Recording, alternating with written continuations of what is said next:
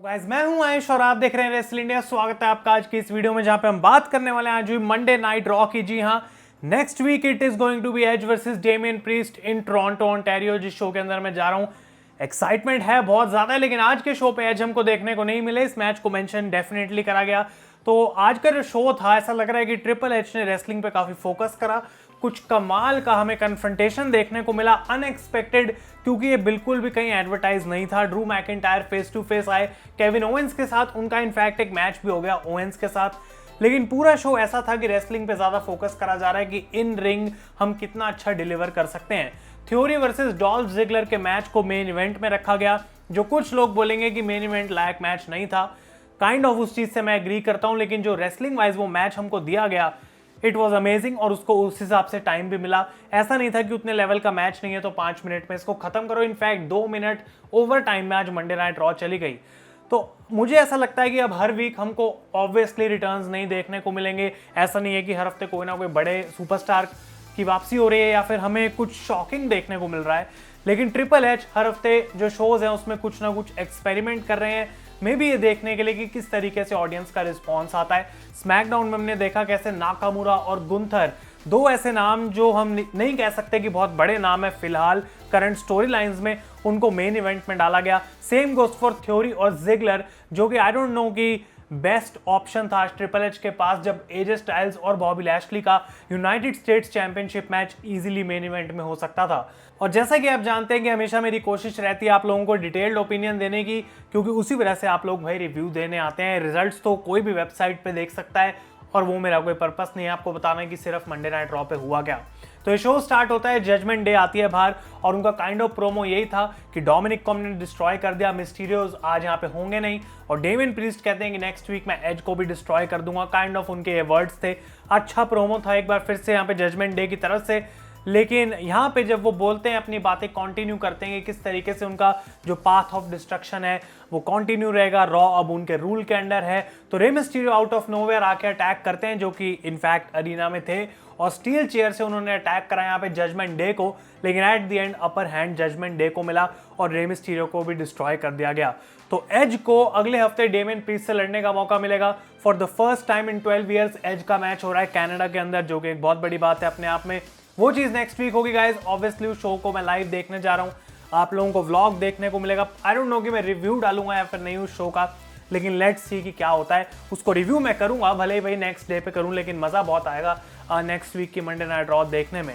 लेकिन ये जो जजमेंट डे की स्टोरी लाइन चल रही है मिस्टीरियोज और एज के साथ, वो अभी दूर दूर तक कहीं खत्म नहीं हुई है। एंड आई थिंक एज का मैच इसलिए रखा गया नेक्स्ट वीक रॉ में, ऑब्वियसली क्योंकि टोरंटो उनका होम टाउन है, लेकिन उसके अलावा आई डोंट थिंक वो क्लैश एट द कैसल में compete करने वाले हैं। मे बी वो भी गाइस उसका रीजन बन सकता है।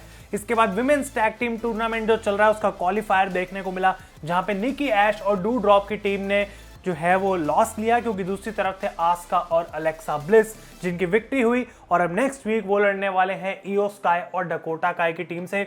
आस्का और इयो दोनों सेम मैच के अंदर होंगे।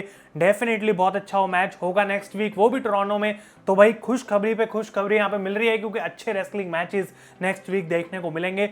और आज भी ये जो मैच देखने को मिला, यूजुअली विमेंस डिवीजन के मैचेस थोड़े हम कहते हैं भाई फॉरवर्ड कर करके देख लो, क्योंकि इतना कुछ खास उसमें है नहीं। This was still a pretty entertaining match. काफी कम इसके अंदर बॉचेस थे, लेकिन गाइस एट द एंड जो रिजल्ट था वो हमको एक्सपेक्टेड था। और यहाँ पे अलेक्सा ब्लिस और आस्का की जो टीम है वो आगे करती है qualify in this tournament. Next चीज की हम बात करते हैं तो कुछ रिटर्न्स देखने को मिले, कुछ मिसिंग चेहरे जो कि पिछले कुछ टाइम से रॉ पे आ नहीं रहे थे, और कुछ डाउट्स ट्रिपल एच ने क्लियर कर दिए कि ये नामों को भाई कोई बरी नहीं करा जा रहा है, अभी भी रॉ पे हैं। तो थ्योरी वापस आए और वो बात कर रहे थे कैसे अभी भी उनके पास मनी इन द बैंक है, जबकि उनका समर स्लैम में सक्सेसफुल नहीं हुआ प्लान, अभी भी वो कैश इन कर सकते हैं टू बिकम द चैंपियन। और डॉल्फ जिगलर पीछे से आते हैं और वो मेंशन करते हैं किस तरीके से उन्होंने फायदा उठाया था परफेक्ट टाइम पे अपना money in the bank cash in करके वर्ल्ड चैंपियन बन के। लेकिन थ्योरी यहाँ पे जिगलर को कहते हैं कि देखो भाई, तुम एक हैज बीन हो, तुम्हारे पास कब से कोई टाइटल नहीं है, तो तुम मेरे को यूज करके एक बार फिर से अपना नाम बनाने की कोशिश तो करो मत।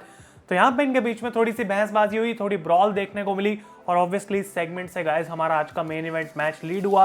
दिस वाज द रीजन ये मेन इवेंट में लड़ रहे थे। इसके बाद गाइस हमें एक टैग टीम मैच देखने को मिला, जहां में मिज और चांपा एक तरफ थे और दूसरी तरफ Cedric Alexander and Mustafa Ali और wrestling wise this was a phenomenal match. मतलब चांपा को जो यहाँ पे पुश मिल रहा है वो तो एक तरफ है ही, लास्ट वीक वो यूएस टाइटल के लिए लड़ रहे थे, आज एक अच्छे टैग टीम का उनको पार्ट बनाया गया।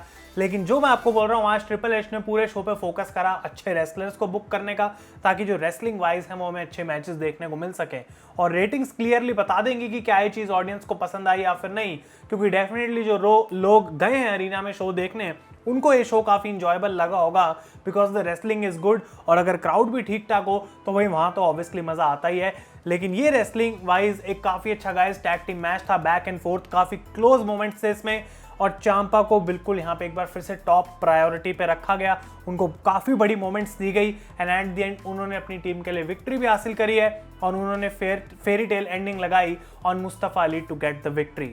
तो ओवरऑल इनका पुश चल रहा है, लेकिन कब तक अब WWE इस चीज़ को कंटिन्यू करेगी, क्योंकि हम जानते हैं इसकी एट द एंडिंग जो है वो मिस के अगेंस्ट हो जाएंगे, चांपा ये ब्रेकअप हो जाएंगे और पॉसिबली हमें देखने को मिल सकता है कि वही वो पॉइंट होगा जब जॉनी गारगानो के लिए एक्चुअली चांपा जो है वो डंप करेंगे मिस को और अपनी जो है टैग टीम वापस बना लेंगे गारगानो के साथ। So that is a possibility.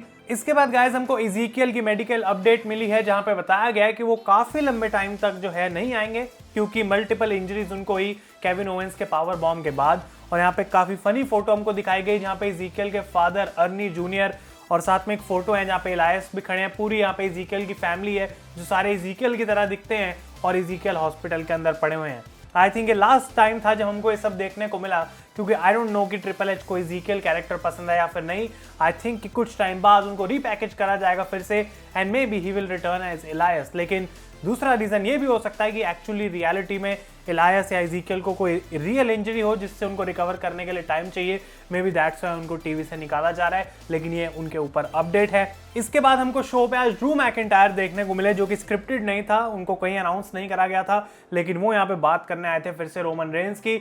और वो कहते हैं कि देखो भाई, सिंपल सी बात है कि इन टाइटल्स को और चैंपियन को एक डिजर्विंग स्टेज पे मैं लेके जाना चाहता हूं और इसी वजह से मैं रोमन रेंस को हराऊंगा to become the new champion. और वो कहते हैं कि मंडे नाइट रॉ पे भी मैं टाइटल डिफेंड करूंगा और कुछ ड्रीम मैचेस हैं, जैसे कि एजे स्टाइल्स के अगेंस्ट हो सकता है, रिडल के अगेंस्ट, उन्होंने कुछ नाम लिए, सेथ रॉलिंस का नाम लिया यहाँ पे कि क्या क्या ड्रीम मैचेस स्मैकडाउन पे भी हो सकते हैं कैरियन क्रॉस के साथ। तो यहाँ पे वो काफी पम्प्ड अप थे कि मैं टाइटल जीत जाऊंगा। और केविन ओवेंस आते हैं यहाँ पे बाहर और केविन ओवेंस का भी नाम लेते हैं फिर ड्रू मैकिंटायर, लेकिन ओवेंस इस बात से खुश नहीं थे। वो कहते हैं कि भाई मेरा बाहर आना जरूरी था, उसके बाद तुमने नाम लिया, ऑब्वियसली अब तो तुम मेरा नाम लो गई। लेकिन केविन ओवेंस कहते हैं कि मैंने बहुत टाइम अपना यहाँ पे वेस्ट कर लिया है और मुझे वापस आना पड़ेगा एज द पर्सन। जो लोग मुझे जानते थे, वो बंदा जिसने सेम अरीना में कई साल पहले बैटल ग्राउंड पेपर व्यू पे सैमी ज़ेन के साथ एक मैच दिया था, जो कि 6 साल बाद भी लोग उसकी आज बात करते हैं। केविन ओवेंस जो कि NXT के अंदर था, जिसको बोला जाता था द प्राइज फाइटर। और ड्रू मैकिंटायर, तुम अपने आप के बारे में बहुत कुछ बोलते हो भाई, बहुत सारी चीजें तुमने बोली। और एक और लाइन मैकिंटायर की आज प्रोमो में ये थी कि रिपोर्ट्स आ रही है मैं इंजर्ड हूं, मेरी बैक इंजरी है। ये बात बिल्कुल सच है, क्योंकि मैं इतने टाइम से कंपनी को कैरी कर रहा हूं। तो क्लियरली गाइस, मैकिंटायर आज रॉ पे लड़े, वो कुछ इंजर्ड नहीं है, those are all fake reports. Maybe उनको लाइव इवेंट से इसलिए पुल करा गया है ताकि वो इंजर्ड ना हो जाए और क्लैश एट द कैसल से कोई खतरा ना हो यहाँ पे इस मैच का कैंसिल होने का। तो ड्रू को सेफ रखा जा रहा है, वो एक पॉसिबिलिटी हो सकती है। लेकिन ये जो एक्सचेंज देखने को मिला आज रिंग में मैकिंटायर और केविन ओवेंस के बीच में, ये हीटेड था। ओवेंस बिल्कुल पागल हो रहे थे कि कैसे भाई उनको वापस एक जेन्युइन सुपरस्टार की तरह हमको मानना पड़ेगा। और ड्रू मैकिंटायर दूसरी तरफ कहते हैं कि ये जो सारी बातें मैंने बोली हैं बेकार नहीं है, फालतू नहीं है, क्योंकि सबको पता है मैं चोजन वन तो था, लेकिन उसके बाद मुझे फायर भी करा गया, I worked my S of, और फिर मैं वापस आया था यहाँ पे। और जो भी मैंने करा है अपने आप के बल पे करा है, सारे बड़े सुपरस्टार्स को मैंने खुद हराया है। तो काफी गाइस एक्सचेंज यहाँ पे इनका अच्छा मुझे लगा। और eight the and Drew McIntyre की लाइन काफी बढ़िया थी कि भाई जो होगा वो चलेगा, लेकिन एट द एंड हम यहाँ पे एक रेसलिंग के अंदर, रिंग के अंदर खड़े हैं, हम एंटरटेन तो करने आए हैं, लेकिन हमारा एंड गोल यहाँ पे रेसलिंग करना है, because we are standing in a professional wrestling ring and we are wrestlers. तो इसको एक ही तरीका है सॉल्व करने का कि हम एक मैच लड़ेंगे। तो ये ओल्ड स्कूल वे है मैच को बुक करने का, लेकिन जो हीट था यहाँ पे ओवेंस की तरफ से और मैकिंटायर की तरफ से गाइस, वो कमाल का था। एंड एक बार फिर से इनको टाइम दिया गया और जो रेसलिंग थी, इट वाज ऑसम। मतलब बहुत ज़्यादा अच्छा मैच था इन दोनों के बीच में। और मैं ये सोच रहा था पूरे टाइम पे कि आखिर जीतेगा कौन, क्योंकि केविन ओवेंस को प्राइज फाइटर ऑफिशियली अब बोला जा रहा है, तो उनका पुश डेफिनेटली कंटिन्यू है। वो कह रहे हैं कि मैं सारे टाइटल्स के पीछे हूं, अब US IC tag team titles and in fact the undisputed championship. तो यहाँ पे एक ही तरीका था और वो था डिस्क्वालिफिकेशन गाइज। ऊसोस आए यहाँ पे और उनको अपना बदला चाहिए था। स्मैकडाउन से मैकिंटायर को अटैक करके एक DQ कॉज किया, जिसकी वजह से मैकिंटायर मैच तो जीत गए, लेकिन मैच के बाद केविन ओवेंस एक स्टनर लगाते हैं ड्रू मैकिंटायर के ऊपर और उनको यहाँ पे अपर हैंड फिर से दिया गया। लेकिन एट द एंड ऊसोस जबकि अटैक कर रहे होते हैं मैकिंटायर को, फिर से उनको पड़ती है क्लेमोर किक। तो perfectly balanced and booked segment, जहां पे जिस बंदे को जैसा लगना था बिल्कुल वैसा ही हुआ। ओवेंस को लॉस नहीं दिया गया और मैकिंटायर और ओवेंस तब भी कुछ कुछ मोमेंट्स में स्ट्रांग लग गए। और ओवेंस वहां पे जाते हुए बोलते भी हैं कि ऊसोस अपने ट्राइबल चीफ को जाके बोल दो कि ही ओज मी वन, कि मैंने तुम्हारी मदद की यहाँ पे मैकिंटायर को स्टनर लगा के, अब तुम्हें मुझे वापस में कुछ देना पड़ेगा। तो क्या Kevin Owens down the line as his new gimmick, old gimmick, prize fighter जो वापस लेके आ रहे हैं, फाइट करेंगे फॉर द अनडिस्प्यूटेड चैंपियनशिप, वो देखना गाइस काफी इंटरेस्टिंग रहेगा। हिंट भी दिया गया आज सैमी ज़ेन का, तो पॉसिबल है क्योंकि सैमी ज़ेन भी कहीं ना कहीं रोमन रेंस के साथ इन्वॉल्व हैं और वो फेड अप हो जाएंगे एक पॉइंट पे आगे रोमन रेंस के साथ। हो सकता है गाइस कि सैमी और केविन एक बार फिर से एक टैग टीम फॉर्म करें ऑन मंडे नाइट रॉ और वो ऊसोस के अगेंस्ट भी लड़ सकते हैं for the undisputed tag team championship. तो फिनोमिनल बुकिंग और काफी इंटेलिजेंट बुकिंग है यहाँ पे ट्रिपल एच की तरफ से, और जो मैं बोल रहा हूँ अगर वो एक्चुअली होता है तो हम जानते हैं गाइस वो सब लोग देखना चाहेंगे। इसके बाद बात करें तो रिडल की इंटरव्यू एक्सक्लूसिवली हमको देखने को मिलने वाली थी आज, लेकिन सेथ फ्रिकिंग रॉलिंस उससे पहले रिंग के अंदर आते हैं और वो कहते हैं कि भाई रिडल अगर इतनी अच्छी बातें बोलने ही वाला है तो मुझे भी यहाँ पे होना जरूरी है। तो रिडल आते हैं और वो अपडेट देने वाले होते हैं अपनी मेडिकल अपडेट, लेकिन रॉलिंस यहाँ पे सबको कहते हैं कि भाई अपने आंसू तुम रेडी रखो क्योंकि हम जानते हैं कि रिडल एक बहुत बुरी खबर देगा। और रिडल कहते हैं इनफैक्ट मैं मेडिकली क्लियर्ड हूँ, और रॉलिंस को यहाँ पे ऐसा लग रहा था कि वो कहीं और ही है, अरीना में नहीं है, but riddle was in the ring. और सेथ रॉलिंस कहते हैं कि भाई देखो कितनी बार ऐसा हुआ है कि तुमने कोशिश की है समर स्लैम में मैडिसन स्क्वायर गार्डन में, एंड एट द एंड क्या हुआ, मैंने तुम्हें स्टॉम्प लगा के डिस्ट्रॉय कर दिया। बट रिडल आते हैं यहाँ पे भागते हुए बाहर, इन दोनों के बीच में ब्रॉल देखने को मिली गाइस, और एट द एंड देखने को मिलता है कि सेथ रॉलिंस भाग के चले जाते हैं थ्रू द क्राउड। और उसके बाद बैक स्टेज रिडल ने चैलेंज करा रॉलिंस को to a match at Clash at the Castle, जो कि ओरिजिनली समर स्लैम में होने वाला था हम जानते हैं, पर अब पुश करा गया अगले पेपर व्यू पे। तो ये चीज आई थिंक ऑफिशियल हो जाएगी नेक्स्ट वीक टोरंटो में, और मैं काफी इंटरेस्टेड हूँ भाई क्योंकि ये चीज भी ऑब्वियसली नेक्स्ट वीक कंटिन्यू होगी, हमको बिल्ड देखने को मिलेगी, and I expect Rollins and Riddle to be on next week show, तो उसको काफी मजा आएगा, लाइव इंटरेस्टिंग है देखने में। इसके बाद वीर महान का भी फाइनली रिटर्न हुआ, उन्होंने एक जॉबर को डिफीट करा, तो भाई ट्रिपल एच ने वीर को भी बरी नहीं करा है, वो मंडे नाइट रॉ का एक पार्ट है, पर उनकी एक्चुअल स्टोरी लाइन क्या रहेगी, किसके साथ वो फ्यूड करेंगे, उसका हमको यहाँ पे कोई आइडिया नहीं लगा है। इसके बाद एक और कमाल का match, Bobby Lashley AJ Styles for the United States championship, first time ही हो रहा है in the history of WWE। ये दोनों लोग हम कह सकते हैं सेलिब्रेटेड चैंपियंस हैं, लेकिन कभी आमने सामने आए नहीं है। और यहाँ पे मैच के बीच में मिज और चांपा आते हैं स्टाइल्स को अटैक करने के लिए, लेकिन रिंग साइड पे डेक्स्टर लूमिस को सिक्योरिटी पकड़ के ले जाती है। तो वो चीज़ हमको थोड़ा बहुत फिर से हिंट दिया गया कि डेक्स्टर लूमिस का क्या सीन है, लेकिन एट द एंड गाइज इस मैच को हम बिल्कुल अनदेखा नहीं कर सकते हैं बिकॉज दिस वॉज फैंटास्टिक। मतलब ऑलमोस्ट एक क्लासिक मैच था ये, 5 आउट ऑफ 5 स्टार्स, क्योंकि मुझे पता था एजे स्टाइल्स नहीं जीतने वाले हैं इस मैच को, उसमें कोई लॉजिक नहीं है, लेकिन 2 week back to back Lashley को बड़े मेन इवेंट्स में डाला गया, अच्छे मैचेस में डाला गया है, जहां पे यूएस टाइटल को मेन रखा जा रहा है पिक्चर के अंदर, और एजे स्टाइल्स चांपा के अगेंस्ट 2 उनके ऐसे मैच हैं जो हमको याद रहेंगे, और ऑब्वियसली ये टाइटल को बेटर बनाते हैं, वो तो हम जानते ही हैं। तो eight the and AJ Styles यहाँ पे हार गए क्योंकि वो फिनोमिनल फोरआर्म के लिए जा रहे थे, लैशली ने उनको स्पीयर लगाया, उसको डॉज करके, and he is still the United states champion. मुझे इसमें कोई भी प्रॉब्लम नहीं है, एक बार फिर से अच्छी बुकिंग थी। अब एजे स्टाइल्स इसके बाद वापस रीबाउंड कैसे करेंगे, क्या वो फिर से एक टाइटल शॉट मांगेंगे, और उनकी स्टोरी लाइन क्या रहेगी गाइस, शायद नेक्स्ट वीक उसका भी हमको आइडिया लगेगा। इसके बाद डकोटा काय ने एक मैच में हरा दिया यहाँ पे डेना ब्रुक को, कुछ भी यहाँ पे खास नहीं था। नेक्स्ट वीक जो टैग टीम मैच क्वालिफायर होगा वो काफी इंटरेस्टिंग है जैसा कि मैंने बोला।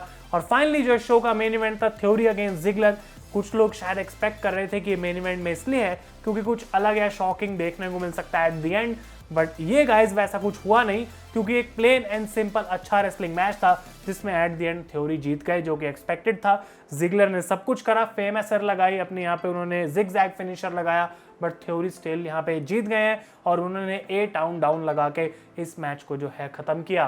तो गाइस ये थी आज की Monday night raw, focus was wrestling, और क्या ट्रिपल एच का एक्सपेरिमेंट काम करा, ऑब्वियसली शो को अच्छा बनाने में तो हमको मजा आया देख के, लेकिन रेटिंग्स वाइज क्या है एक पॉजिटिव था वो हमको शायद कल या परसों पता लग जाएगा।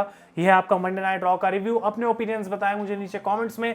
आज का शो आपको कैसा लगा गाइस? ये वीडियो पसंद आया इसे लाइक करें। तब तक के लिए thank you so much for watching. मैं हूं आयुष और आप देख रहे हैं रेसल इंडिया।